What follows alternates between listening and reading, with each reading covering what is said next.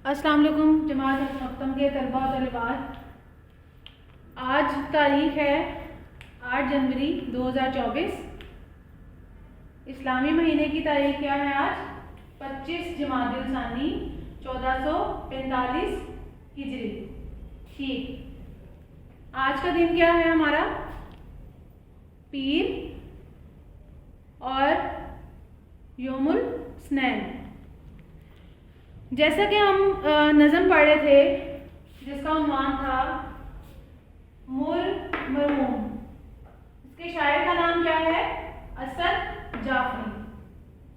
ठीक है, जैसा कि हम कुछ बंद पढ़ चुके हैं पिछले सबक में, अब हम आगे से बंद जो बकिया रह गए हैं वो हम पढ़ेंगे। सबसे पहले तो हम पिछले जो बंद हम पढ़ चुके हैं पिछले सबक में उसको हम दोहराएंगे।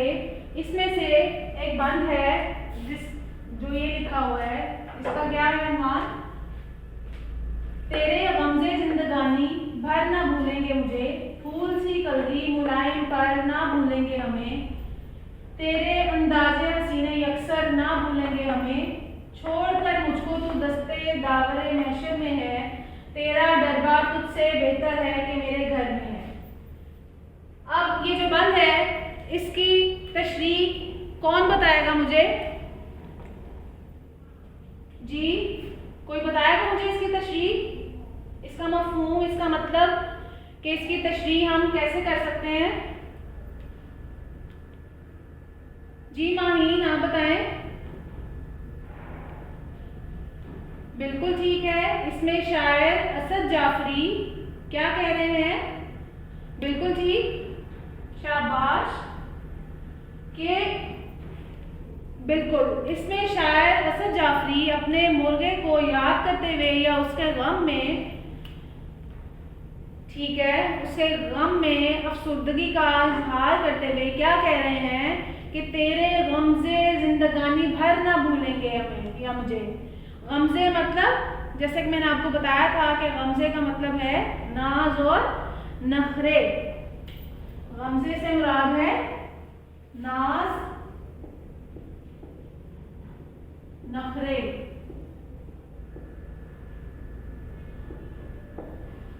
ठीक है, बिल्कुल ठीक बोला आपने कि शायर कह रहा है कि मैं तेरे नाज नखरे कभी नहीं भूल पाऊंगा, जो मैं तेरे साथ वक्त गुजारता था, तुझे रहन सहन के तरीके सिखाता था, तेरे नाच उठाता था, तेरे नखरे उठाता था, वो मुझे कभी जिंदगी भर नहीं भूलेंगे। तेरी मुलायम सी जिल्द पर, खूबसूरत से पर, वो मुझे कभी नहीं भूलेंगे।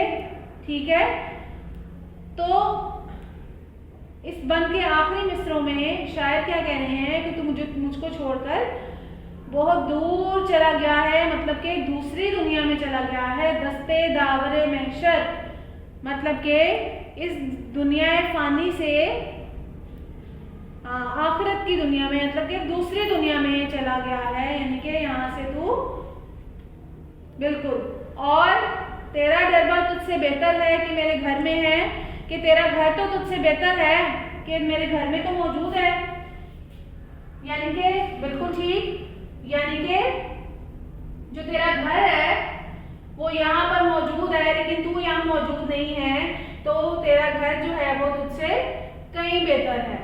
बिल्कुल ठीक, शाबाश मोहीन।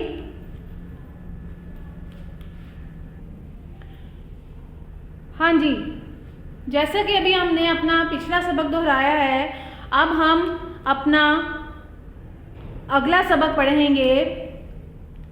ठीक है, जिसमें हम अगले बंद की तशरीह करेंगे।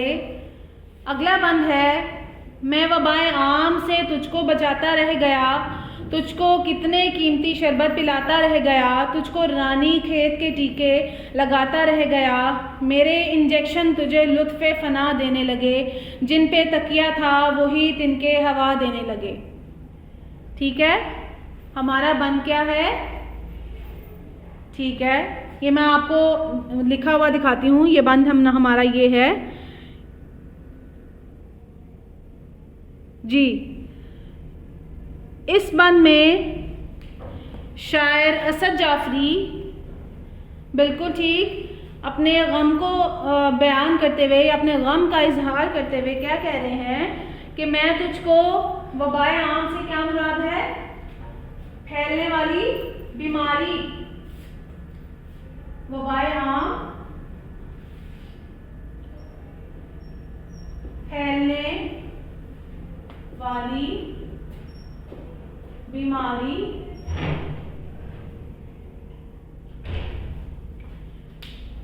मैं तुझको, किसको? अपने मुर्गे से मुखातिब होकर वो शायर कह रहे हैं कि मैं तुझको वबाए आम से बचाता रह गया, कि तुझको बीमारी से बचाने के लिए मैं मुख्तलिफ दवाइयाँ तुझको पिलाता रहा कि तू इन बीमारियों से क्या है, महफूज रहेगा, ठीक है। और रानीखेत की बीमारी से तुझको बचाता रह गया। रानीखेत की बीमारी किसी को पता है? कौन बताएगा मुझे? रानीखेत की बीमारी कौन सी बीमारी है? जी रबिया, आप बताएंगे मुझे कि रानीखेत से क्या मुराद है? बिल्कुल ठीक, शाबाश। रानीखेत एक बीमारी है जो कि परिंदों में पाई जाती है, परिंदों में, ठीक है, पाई जाने वाली बीमारी, ठीक है, शाबाश।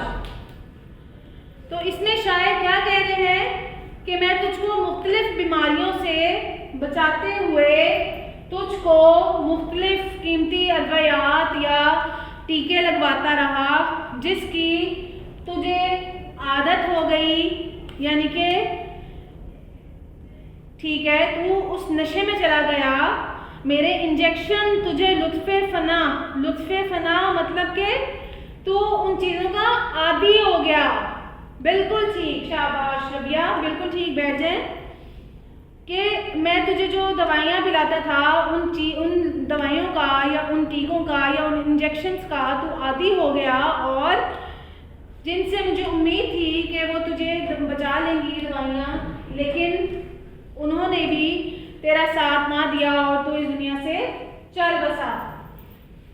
अब हम इसका मफ़हूम लिखेंगे बंद नंबर 4 का।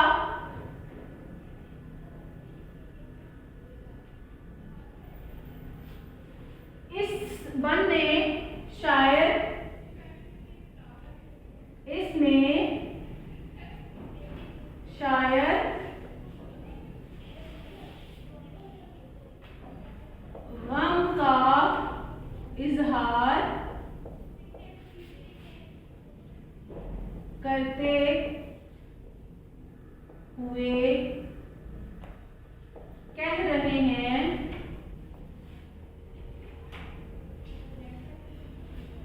कि मैं तुझे मुख्तलिफ बीमारियों से बचाने के लिए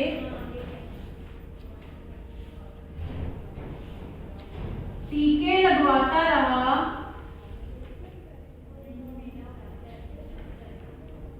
मगर उन दवाइयों की आदत तुझे मुझसे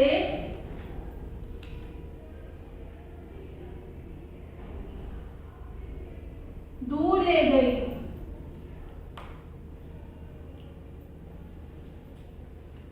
ठीक है, इस बंद का मफहूम इसमें शायर क्या कह रहे हैं कि इसमें शायर गम का इजहार करते हुए कह रहे हैं कि मैं तुझे या मुर्गे को, कि मैं तुझे मुख्तलिफ बीमारियों से बचाते हुए या बचाने के लिए मुख्तलिफ अद्वियात तुझे देता रहा, लेकिन उन अद्वियात की आदत तुझे मुझसे दूर ले गई। यानी कि इस कदर तुझे उन दवाइयों का नशा हो गया कि अगर तुझे वो दवाई ना मिलती तो तू यहाँ ना होता। ठीक है, तो उसकी आदत जो थी दवाइयों की वो तुझे मुझसे दूर ले गई। अब हम 5वां बंद पढ़ेंगे, उसकी तशरीह करेंगे, जो कि ये है। हमारा 5वां बंद है दास्ताने मुल्क एक दर्दे निहा साबित हुई, ये परेशानी निशाते दुश्मना साबित हुई, दोस्तों की हर तसल्ली रायगा साबित हुई, दोस्त गमख्वारी मेरी सही फरमाएंगे क्या, एक मुर्गा उठाकर घर से ले आएंगे क्या। इसमें भी बिल्कुल वही बात जो है शायर बार बार दोहरा रहे हैं। इस बंद में भी वही बात का जिक्र किया गया है कि जो दास्तान मुर्ग है, यानी कि मुर्गा जो उसका शायर का जो मुर्गा था वो उससे जब बिछड़ गया था तो वो उसका गम जो है वो उससे बर्दाश्त नहीं हो रहा था, मतलब कि उसके गम में जो है गम जो था उसको बहुत ज़्यादा महसूस हो रहा था। तो वो इस बंद में कह रहे हैं शायर कि दर्दे नेहा से मुराद है कि बहुत शदीद अफसोस या दुख, बिल्कुल बहुत शदीद दुख, अफसोस या दुख, शदीद अफसोस।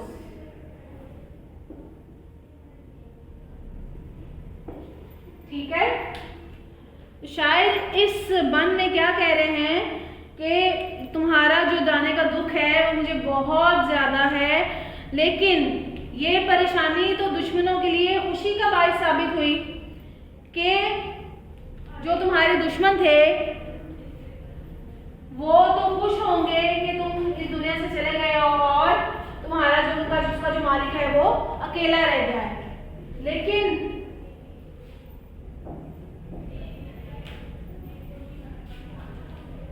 इस बंद में जो शायर हैं, शायर असद जाफरी, वो अपने दोस्तों से मुखातिब होकर ये भी कह रहे हैं कि क्या मेरे दोस्त मेरी गमख्वारी के लिए आएंगे, या फिर वो अपने घर से एक मुर्गा जो है मेरे लिए उठाकर लाएंगे, या मुझे वो देंगे पालने के लिए कि तुम ले लो।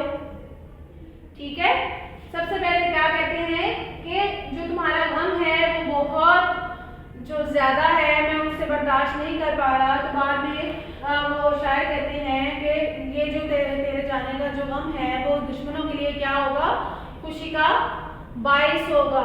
बिल्कुल ठीक। बाद में शायर किसको मुखातिब करके कह रहे हैं, बिल्कुल ठीक, अपने दोस्तों को मुखातिब करके कह रहे हैं कि बिल्कुल कि क्या मेरे दोस्त मेरी गमख्वारी के लिए या मेरा गम बांटने के लिए आएंगे। ठीक है, कोई ऐसा है मौजूद यहाँ पर जो है मुझे अपना मुर्गा लाकर देगा कि मैं उसको पालूं, पोसूं, बड़ा करूं। ठीक है, वो ये अपने दोस्तों से मुखातिब होकर कह रहा है। तो अब हम इसका मफहूम लिखेंगे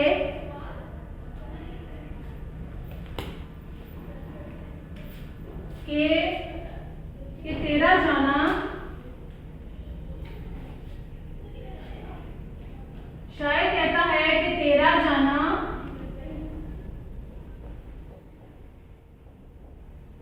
मेरे लिए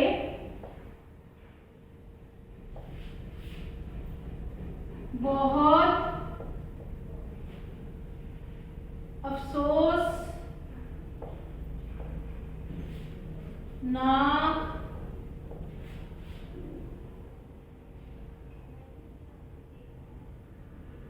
बात है, मगर ये तो तुम्हारे दुश्मनों के लिए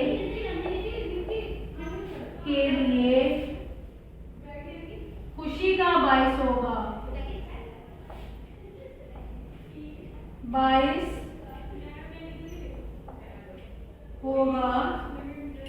इसके बाद दोस्तों से मुखातिब होकर क्या कह रहे शायर? बिल्कुल ठीक, कि कोई दोस्त मेरी गमख्वारी के लिए आएगा या वो मुझे अपना मुर्गा देगा। ठीक है, इसमें जो शायर हैं अपने दोस्तों को मुखातिब करते हुए आखिर में क्या कह रहे हैं कि क्या कोई मेरा गम बांटने आएगा या कोई मुझे अपना मुर्गा देगा कि मैं उसको पालूं, पोसूं और बड़ा करूं। बिल्कुल। अब हमने करना है जी बंद नंबर 6। बंद नंबर 5 की समझ लगी है आप सबको? शाबाश। अब हम करेंगे बंद नंबर 6। जैसा कि यहाँ लिखा है मैंने बंद नंबर 6, ए मेरे मुर्गे तुम्हारे तस्करे होंगे यहाँ, मैं बता दूंगा तुम्हारी हर अदा को जादुआं, हो मुबारक तुमको मुर्गे गोशाए बागे जना, मैं तुम्हारी याद से कल्बे हज़ीं बहलाऊंगा, घर के आगे मैं तुम्हारा मकबरा बनवाऊंगा।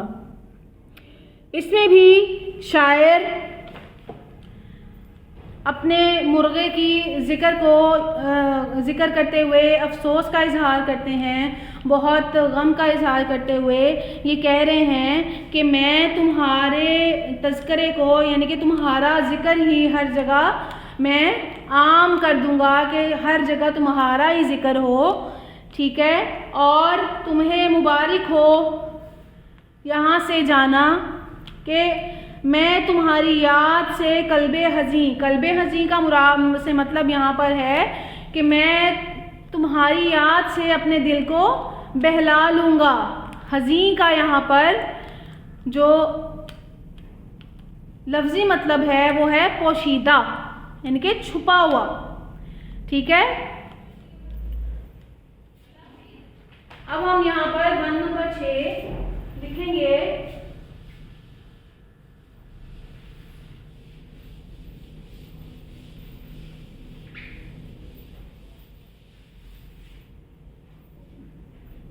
बंद नंबर 6 है हमारा, ए मेरे मुर्गे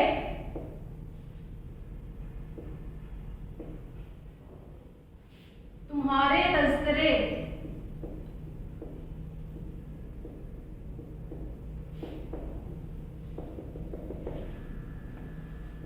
और आखिर कहाँ पे हो रहा है, एंड कहाँ पर हो रहा है, घर के आगे मैं तुम्हारा मकबरा बनवाऊंगा।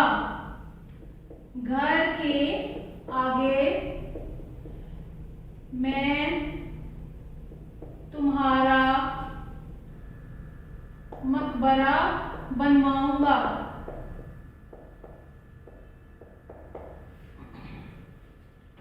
ठीक है, जैसा कि अभी हमने इसकी तशरीह में पढ़ा है कि जो शायर हैं अपने मुर्गे की याद में अफसुदगी का इजहार करते हुए क्या कह रहे हैं कि तेरा जिक्र हर ज़बान से, तेरा ही जिक्र होगा और तेरी हर अदा को याद करके मैं अपना दुख कम करूंगा और अपने दिल को बहलाऊंगा। जैसे कि शायद कह रहे हैं कि जी तू मुझे छोड़ के चला गया है और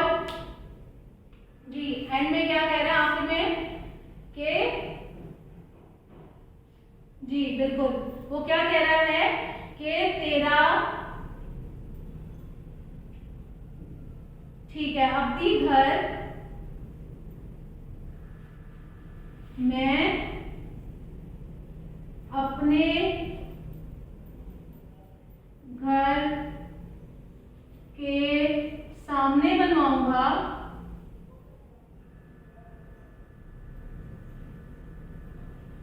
ताकि मुझे हर वक्त तू अपने मेरे पास महसूस हो।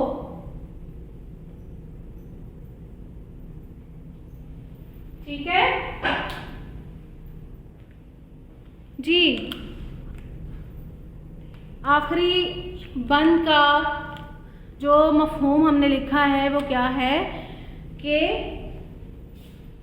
हर ज़बान से तेरा ही जिक्र होगा और तेरी हर अदा को याद करके मैं अपना दुख कम करूंगा और अपने दिल को बहलाऊंगा। तेरा अब्दी घर या तेरा मकबरा मैं अपने घर के सामने तामीर करवाऊंगा ताकि मुझे ये लगे कि तू मेरे पास मौजूद है, हर वक्त मैं तेरे साथ हूं। ठीक है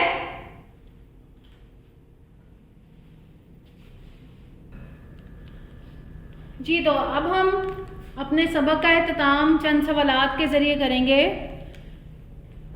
सबसे पहला सवाल है कि ये नज़म किस बारे में लिखी गई?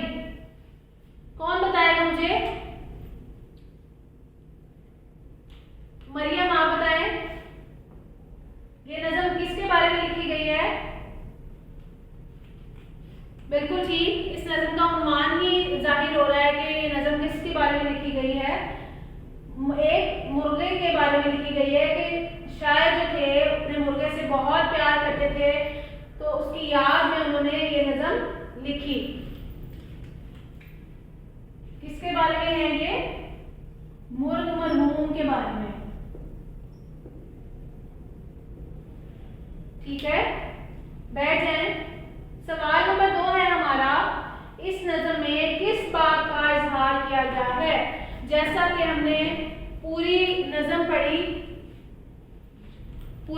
हमने पढ़ी कि इस नज़म में बहुत, यानी कि हर बंद में हमें एक ही बात का जो है वो इजहार किया गया है। वो कौन सी बात है? कौन बताएगा मुझे? जी अब्दुल रहमान, आप बताएंगे मुझे? शाबाश, बिल्कुल ठीक। इस नज़म में अफसोस का इजहार किया है। किसने? शायर ने, बिल्कुल ठीक, बैठ जाए, शाबाश। इस नज़म में किस बात का इजहार किया गया है? गम का या अफसोस का? बिल्कुल ठीक।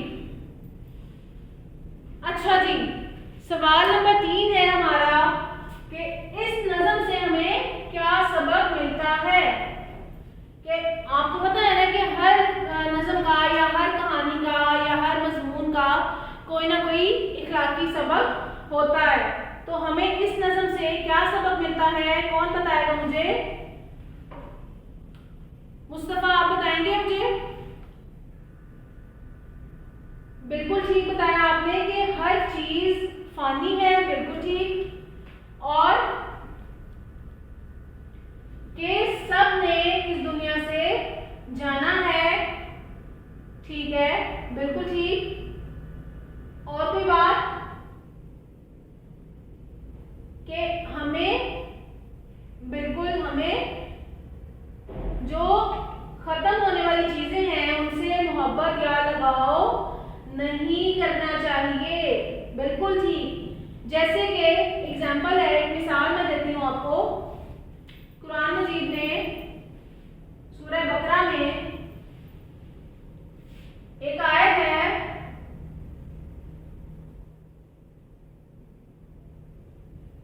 कुल्लू नफ्सिन ज़ाइक़ातुल मौत।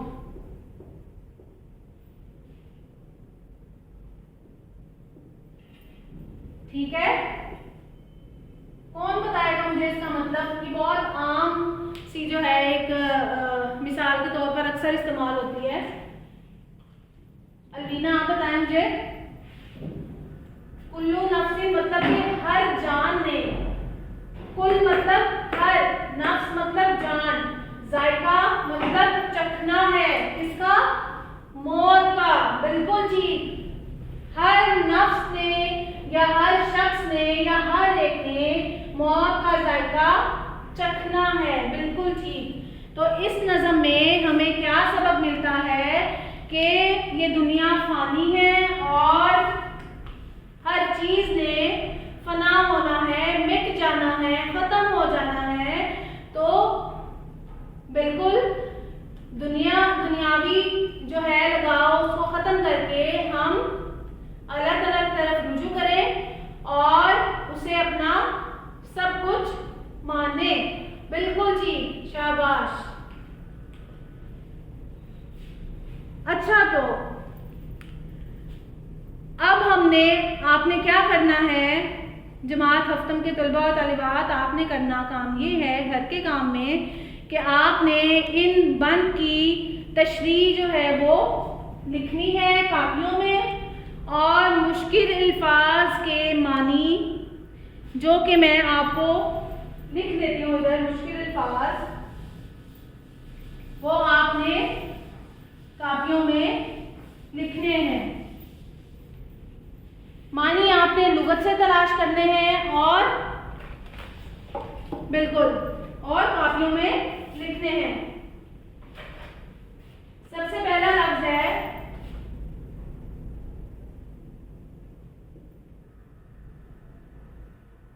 वबाए आम, दूसरा लफ्ज है लुत्फ,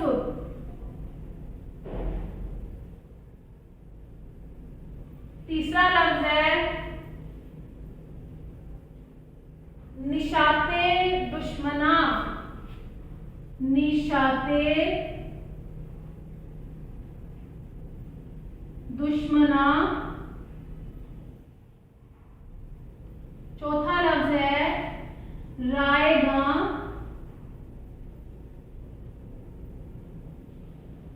पांचवा लफ्ज है सही, सीन आइन और छोटी है सही। छठा लफ्ज है हमारा तज़किरा, सातवां लफ्ज है गोशा, आठवां लफ्ज है हमारा कल्बे हज़ीन,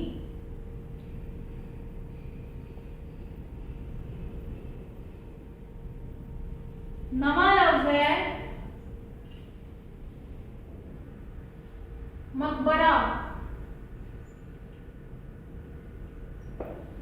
ठीक है, इन अल्फाज के मायने आपने लुगत से तलाश करके अपनी कापियों में लिखने हैं और बंद की तशरीह वो भी आपने कापियों में लिखनी है। ठीक है, तब तक अगले सबक में हम इंशाल्लाह फिर मिलेंगे। तब तक के लिए अपना बहुत सारा ख्याल रखिएगा। अल्लाह हाफिज़।